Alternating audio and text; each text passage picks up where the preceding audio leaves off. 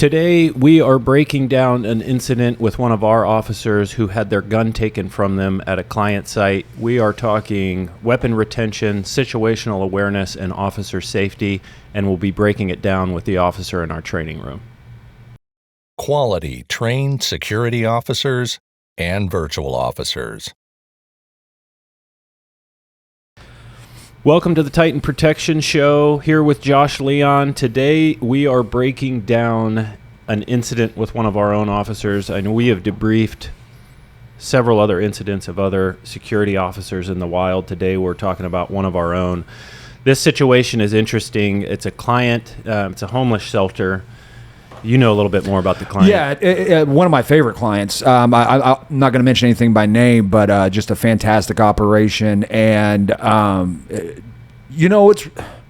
think as we approach things as officers, we need to be aware of the mistakes that we make. And as long as we're not lying, cheating, stealing, or abusing, then, we can make a mistake and get better. And I think that we've taken some liberties over the last few videos to say, hey, this is how this could have been done better, but we need to understand that we make mistakes too. Things get away from us as well, and that includes your law enforcement career. That includes my law enforcement career. One of the big things I always tell the guys when they come back to debrief with me is I was never in a fight. I was never in a chase. I was never in an incident where I couldn't have done something better. I could have always done something better. Well, and that's the kind of the genesis of this. The officer debriefs is anytime we have any use of force that starts with detaining somebody, anybody above officer presence, you're debriefing it with that officer, and we call it watching game film. And so we started to do that with security officers and clips we would see on YouTube and TikTok. But I also wanted to bring in the fold some of the ones that we do, and this was a really good one that I think a lot of people can learn from, and we're talking about weapon retention. Absolutely. Let's jump into it. We'll watch the video, talk about it a little bit, and then we'll jump down to the training room and actually go through this with the officer that was involved. Yeah, and before we hit that, I just want to also commend Officer Nelson.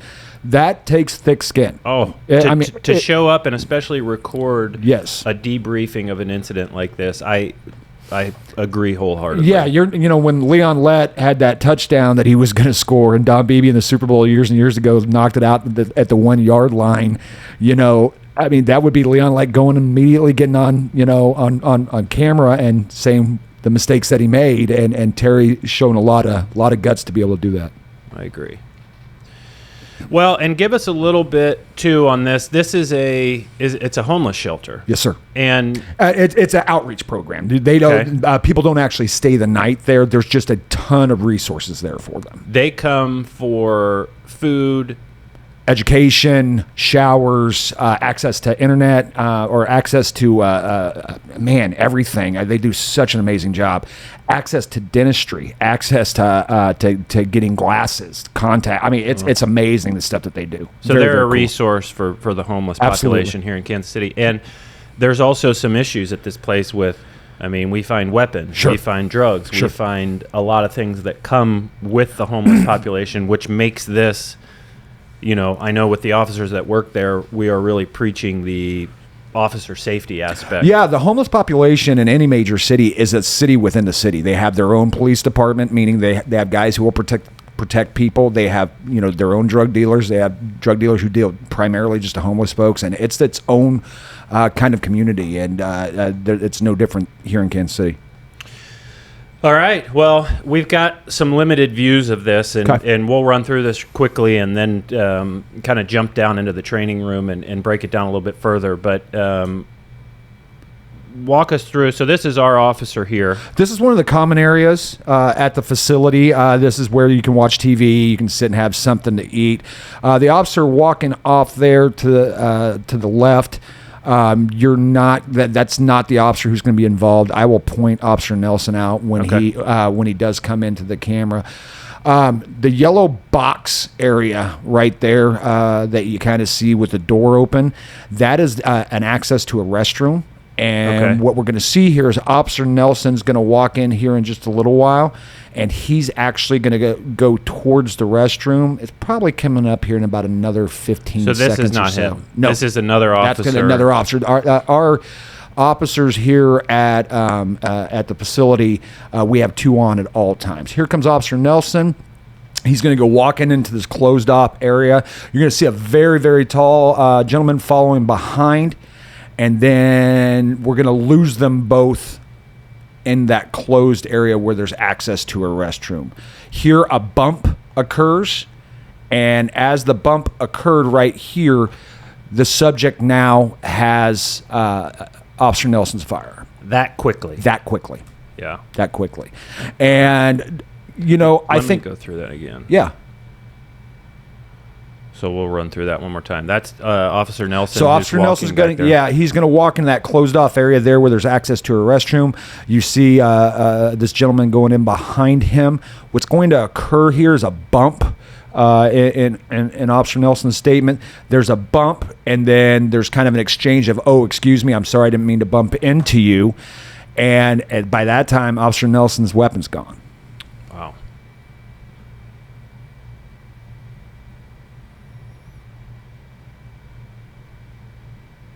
You can kind of see the end bump where the guy bumps backwards like that, where he comes back, and now he has the weapon. Wow. And it happens that fast. And here's really the two trains of thought. One train of thought is that the subject has knowledge of a holster, which we will go over in the training room about, you know, if somebody has prior military experience with a retention holster, prior law enforcement, prior security, just knowing firearms, you know, if you have the experience with the retention holster, and I'll show how it can be defeated here in just a little while. The other possibility that everybody's probably thinking is that did Officer, Nelson have his hood up, and was it not, seated all the way properly in the holster? Absolutely a possibility. All right. But without the camera view, all I can do is take statements. And we'll show he has his holster, and we can kind of break down how that, because the other thing, and I think you're absolutely right, that people can look at that and go, that was so easy. He just grabbed it and pulled it.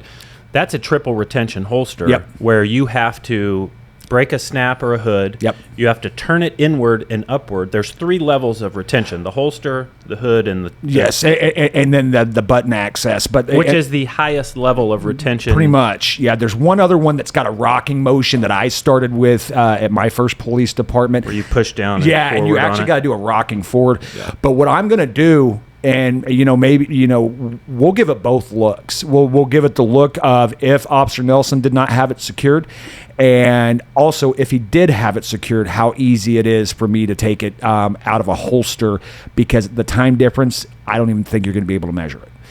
I think you touched on it earlier. There's a question of, did this guy know what he was doing, or did he luck out? That's exactly right. I think he lucked out, because the way that the officer's positioned, like you are against the wall, from me coming behind you, I would have to pull inward to get it to me and up. I think he just lucked out. Now, is it possible he's former military, somebody that knows what they're doing and know you had to turn in?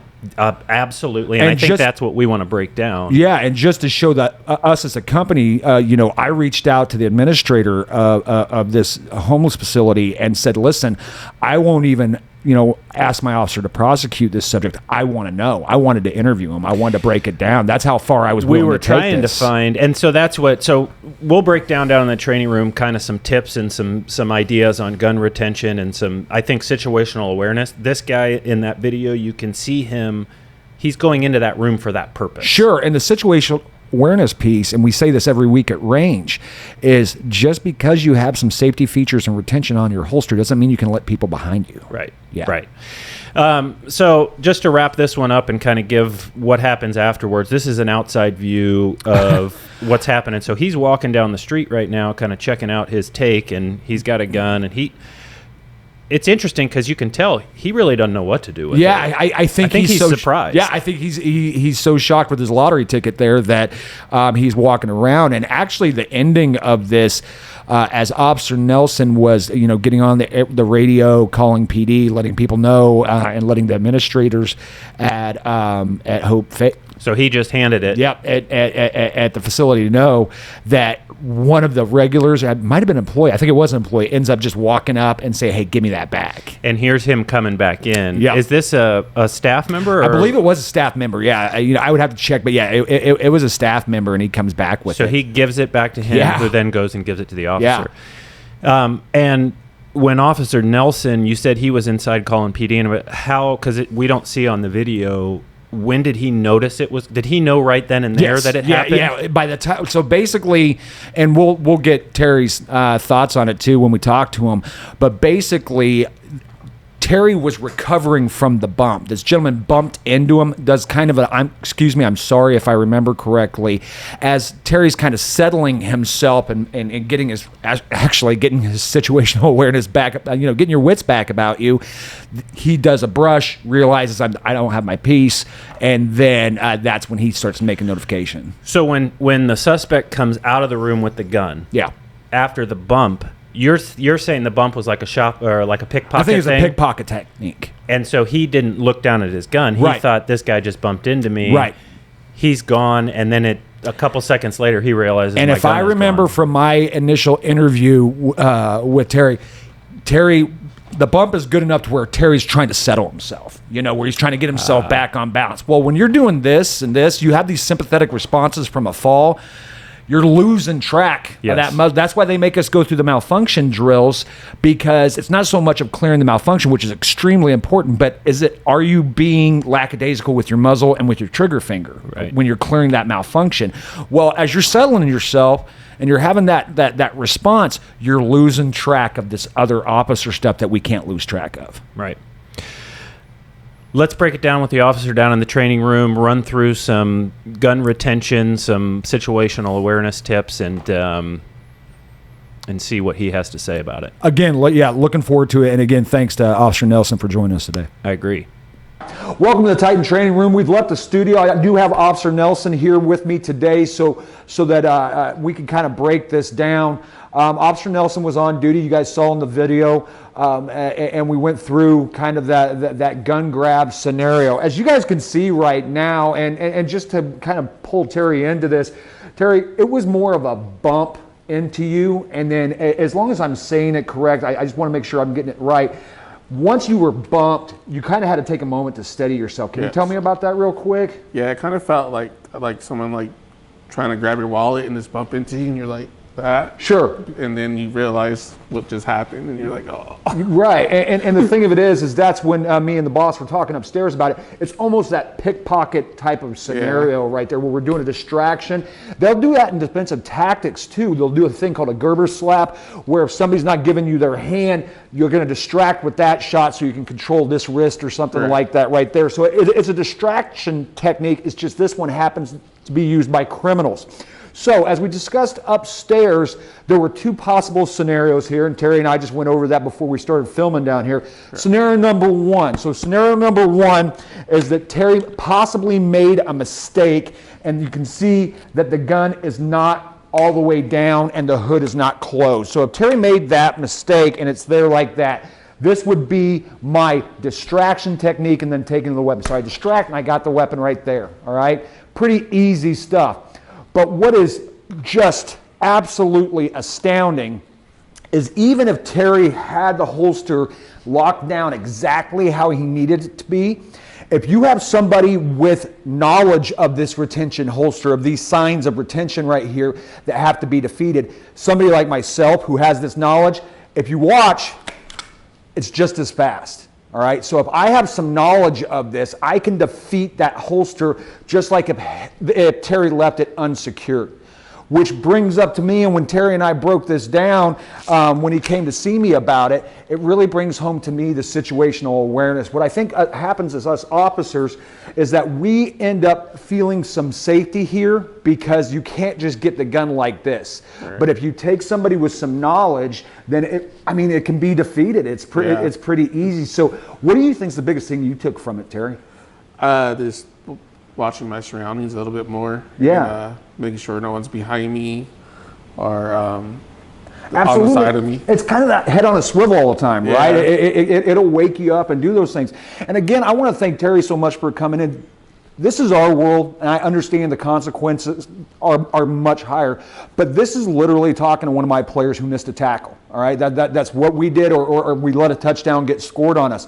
The best thing that helps us, though, is that we got a second chance at this, and we get to get better, and it really makes us better officers. Terry, you feel like it really helped you as to be aware as an officer? Oh yeah, definitely. Fantastic. Yeah, the best thing is that we could be safer out there than we were when we started.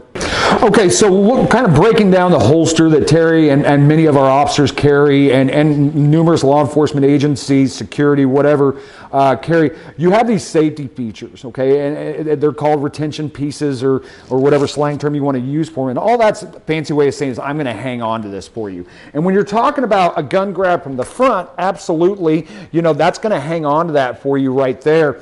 But although that there's some work that goes into this thing to defeat it, once you have the knowledge of it, it doesn't take a whole bunch. And what it is it's basically a two-step movement, drop, boom, and I'm out, okay? If I ignore any of those steps, though, if I just do this guy, it ain't gonna work, all right? If I just do this guy, it ain't gonna work. I absolutely have to do all three. I'm sorry, all both of those activities to get it out. And so the hope is that we're dealing with folks without that much knowledge of a holster like this, but obviously it's seeming more and more like, to me, like the subject who took this from Terry had the knowledge of this holster and was able to do both those steps pretty fast, just like that. So when we're talking about a front grab or something like that with the weapon, Terry's got some very, very easy options right here. The biggest thing we're going to want him to do is keep the weapon in the holster at all times, all right? This is a front grab. This is not the rear grab, which he was experienced on, but we'll get to that here in just a second.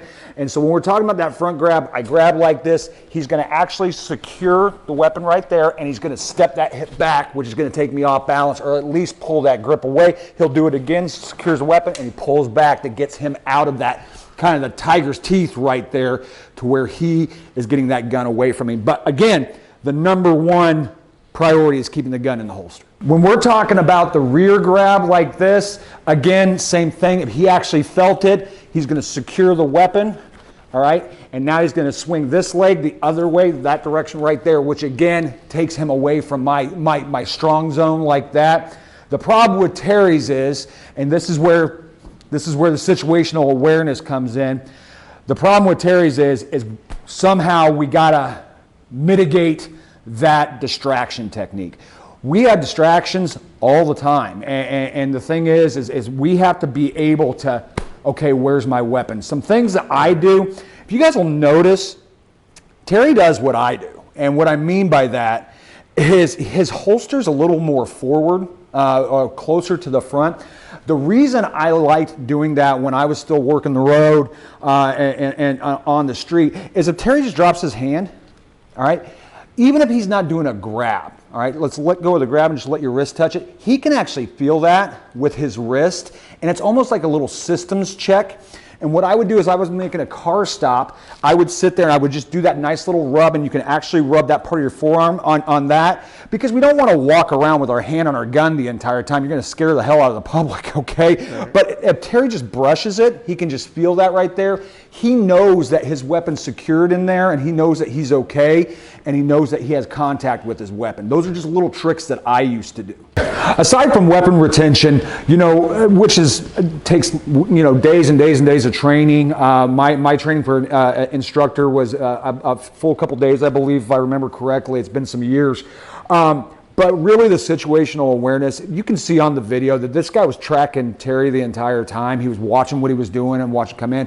We also kind of have some suspicions, or maybe are wondering that if the subject had eye contact with Terry, which we believe he did, the other officer reported it, that he was kind of studying this holster from afar, knowing, hey, I recognize that, I see that holster, I know how to defeat that holster. And so maybe he's, for lack of a better term, sizing Terry up and deciding if he's going to be successful or not. He obviously felt that he was going to be successful, and he was just going to deploy that distraction technique. But the situational awareness, it's one of those things to where if you're having a quiet night as an officer, you don't want to say it's been too quiet for too long because something's going to pop off. Well, if we're walking and it's been too quiet too long, maybe a good time to check over that shoulder, check over the other shoulder, do some checking behind you. And you really, as Terry and I talked, you got to have that head on a swivel at all times. If things are seeming too peaceful, treat them like they're not, and make sure that you know that what's behind you at all times. To wrap things up, what we learned as a company, as instructors, as officers, as supervisors, what we learned was just because we have these safety features, just because you have a seatbelt on in your car, just because you have your helmet on with your motorcycle, does not mean it's fail-safe. Bad things can happen. We can lose track. We can get distracted. Those things could happen. And be aware of that. Train that situational awareness. Always know what's going on behind you, and know as an officer carrying that weapon, we're responsible for that 24 hours a day, 7 days a week.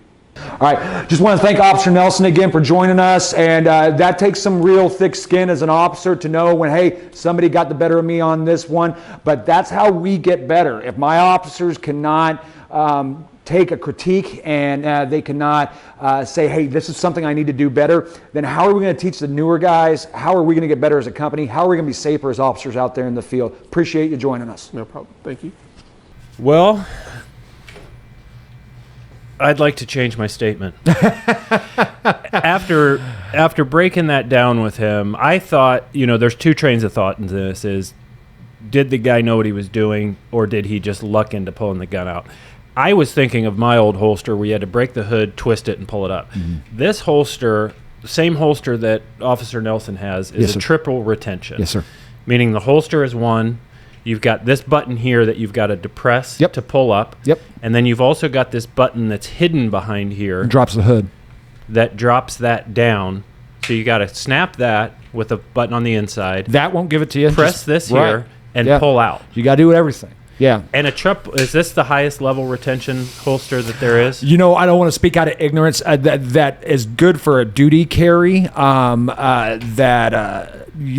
As far as I know, and I'm sure I'm going to get some comments on that because I bet there's something that's more up. But there's a level 4 or something there out there that is. maybe, but I'm level 3 is kind of the gold standard retention wise. Yeah. So I just wanted to paint the picture that this was not some sort of Well, and it's a requirement. For our officers, not just by us, but by licensing standards and things like that. Now, I don't know about every city, every town, every state, but it's a requirement that the Kansas City puts on us. So we don't have any choice, and I'm glad. Absolutely. I'm glad. We would do that anyway. Absolutely. It just shows, it's like I said, man, I know I got my seatbelt on. But I still got to drive safe, right? And Terry, I can't say enough about what thick skin that takes for him to come in. And when I called him, or when I had the lieutenant set this up for us, he didn't even hesitate. That's awesome. Because I talked to him the day of, and anytime we have somebody have an issue with their firearm or something like that, they're going to spend some time with me or with Instructor Schatzel, and and kind of figure out what's going on in your head. Are you okay to be in the game anymore? We got to make sure that you're all right. And it's real easy for a bunch of people to sit there, even people who wore a uniform, to sit there and say, well, I never made that mistake. Well, congratulations. Right. No. If that would have been me, that same thing would have happened. Yeah. I think what was scary about it is how quickly it happened. Yep. That guy, whoever that was, Jason Bourne, maybe. Yeah. I mean, that's pretty. Now that I'm seeing the holster, that's pretty impressive. It is. Just at how quick that guy knew what he was doing. It is. Yeah. And we tried. I'd love to. We tried to find that guy. I mean, this has a silver lining because the gun came back. I think he was clearly doing it to see if he could. Yeah. But that could have. He could have executed the officer. He could have taken it to go do a robbery or shoot somebody else. Or there's so many things that could have gone wrong with this, that I think it's a good reminder of situational awareness and knowing your surroundings, that you could clearly tell that guy was following him and was going after that gun into that room. And listen, we have to, for lack of a better term, we got to get naked here. And the thing is we make mistakes.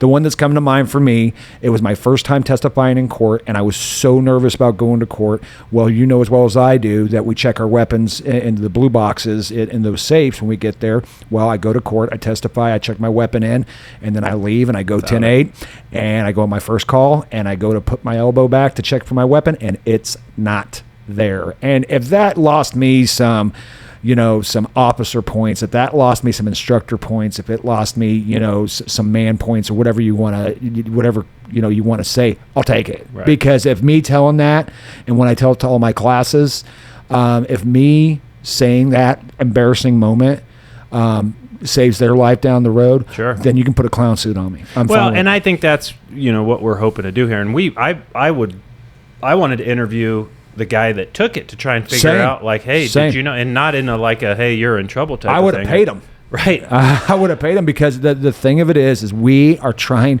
to not only keep the public and our clients safe, we're trying to keep 300 men and women who are serving for us safe on an everyday basis. And like I said, I remember the look on Terry's face when he came to interview with me after that incident. It was like somebody snatched his life away. Right. He to saw see a ghost. how quickly that happened. And that's what we're hoping to do here, is that maybe others can learn from that, and we can too, but just using that to know there may be somebody behind you or that's after grabbing your gun, how quickly it can happen. And just kind of bring that fully home. One of the things that I like to point out is whether Terry had it seated right or whether he had it seated wrong, it takes less than a second to get it out. Right. It just takes less than a second to get it out. And then you start thinking about, holsters that don't have any retention on it whatsoever that people are carrying around. Right. That's right. Yeah. And so that's the things to consider is what level of retention does your holster have? Sure. Situational awareness, what to do if somebody does come after your gun. That's kind of what we were hoping to key in on this. Anything else? Hey, be safe. Know your surroundings. Thanks so much to Officer Nelson. If anybody's got any comments or wants to add to it, we're more than happy to field those and see what everybody thinks out there. But at the end of the day, I'm glad my guy's okay. I agree. Appreciate it. We'll see you next time. See you next time.